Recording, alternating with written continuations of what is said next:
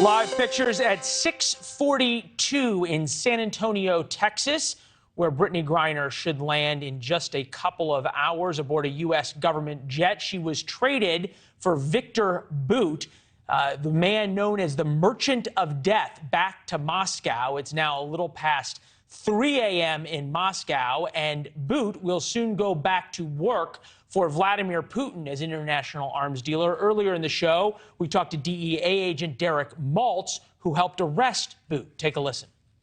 This guy was convicted of moving or agreeing to move 800 surface-to-air missiles, 30,000 AK-47 firearms, 10 million rounds of ammunition, 5 tons of C4 plastic explosives, ultralight airplanes with grenade launchers to go after U.S.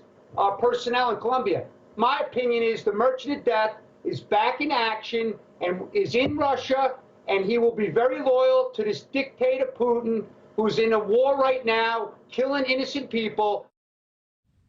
You might say the national security apparatus doesn't care much for the deal sending Bout back to Russia in return for Brittney Griner, the WNBA player who will now be back with her family. She was convicted of having a vape pen with marijuana in it. Ambassador Nathan Sales, former ambassador at large, coordinator for counterterrorism, now with the Counter Extremism Project, is with us now. We are getting these conflicting messages, right? Because the White House is saying it was 1-for-1, Brittney Griner for Viktor Bout. There was no way we were going to get Paul Whelan, the Marine, former Marine who'd been there for 5 years. I should say once a Marine, always a Marine. The man who was a Marine in a Russian jail.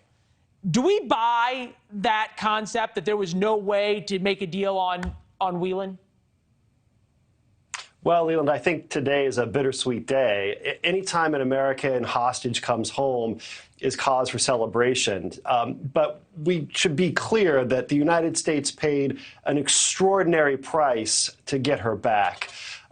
I think the first thing we have to say is spare a thought for Mr. Whelan and his family. As you said, Leland, he's been rotting in a Russian jail for years on completely bogus espionage charges, and now he's been left behind again. And when it comes to Viktor Bout, this guy is not just an arms dealer. This is a man who is trying to sell surface-to-air missiles to terrorists in Colombia so they could be used to shoot down American helicopters. Now, this is a man who's going to go right back to the battlefield, back to his old tricks, and Vladimir Putin is going to find his skills and contacts very useful as he wages war in Ukraine.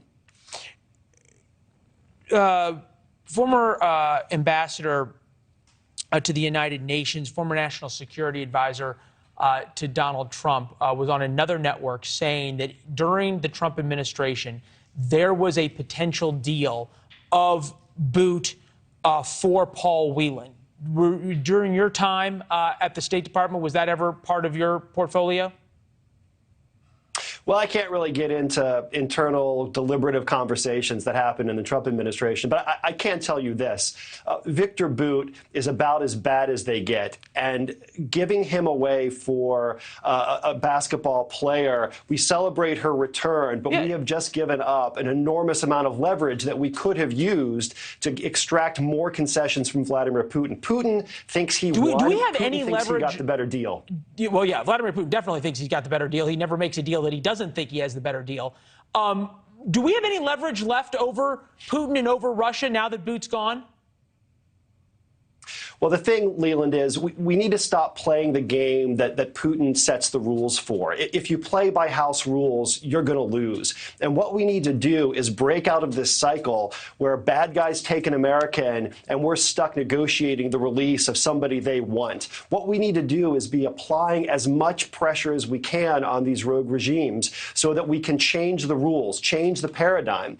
We should be sanctioning Russian and Chinese and Iranian officials who are involved in hostage taking. If they're seizing our citizens, you know what? We should seize their consulates. We should seize their sovereign property in the United States. We should be putting out international arrest warrants so officials involved in these enterprises can't travel freely. We shouldn't just accept the terms of the game that Putin gives us, because if we do that, we are going to lose. Thanks for watching. Go to newsnationnow.com to find NewsNation on your television provider. And don't forget to subscribe. Click the red button to get more of NewsNation's fact-driven, unbiased coverage.